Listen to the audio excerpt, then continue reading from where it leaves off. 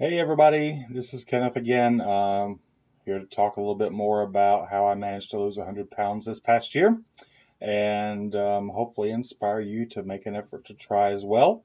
My first thing I came to realize, was that I was addicted to sugar, which I believe that, that is the problem for the majority of Americans today because food companies are targeting us. They're targeting us and your children, our children, your entire family. Nobody is exempt from the target, the bullseye that's been put on your back by the food companies that are putting more sugar in the food than they did 10 years ago, all because they come to the realization years and years ago that sugar is addicting. And so if they can get you hooked on sugar, which, I had shared in one of my other videos on this series about how the studies that I've read have said that sugar is just as addicting as heroin. So, but anyways, and that's really sad that they don't care, these food companies don't care about mine and your health. They only want your money and my money. So, they put more and more sugar to get you coming back for more. The sweeter they can get it, the better tasting they can get it, and they know they've got you hooked. And so, because, if you're having those cravings for something sweet, how many, we've all been there, done that, well, that's the addiction speaking to you. That's the addiction crying out, give me more sugar. I need sugar. And if you don't get it, you tend to get a little bit irritable. I talked about in one of my other videos about how to break, the addiction to sugar and, what all you can expect.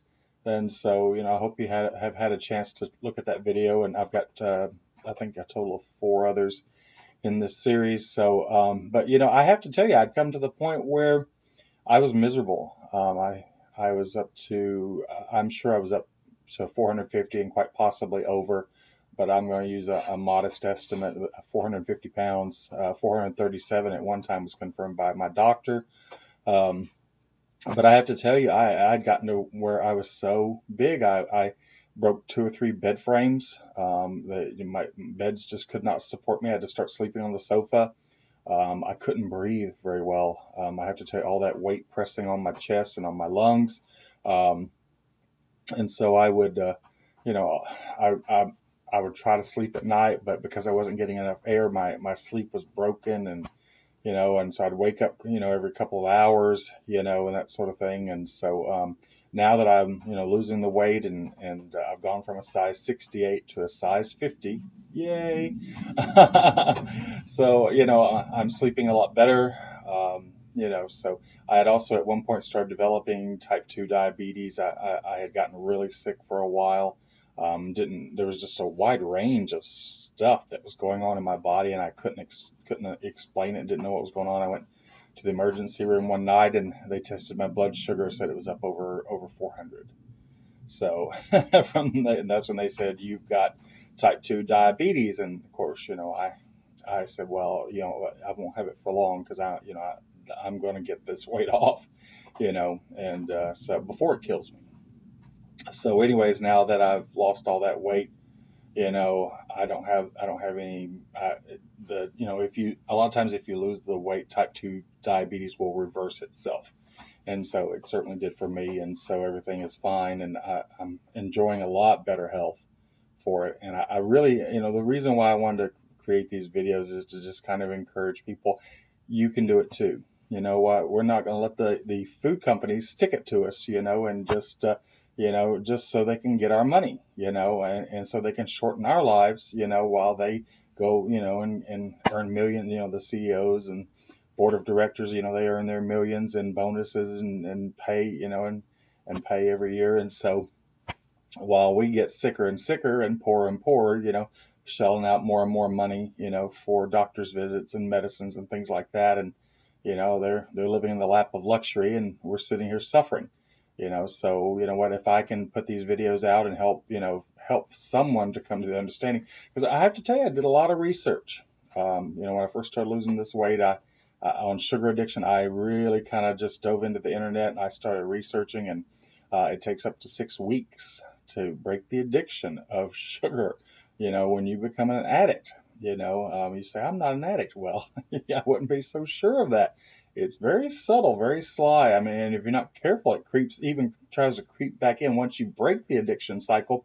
So if you're not careful, you'll find yourself, and if you don't keep a tight rein on it and keep your sugar in moderation, I got to where, I'm drinking just, 1 can Coke a day, or one small or one medium glass of sweet tea, and I've even lessened the amount of sugar in there.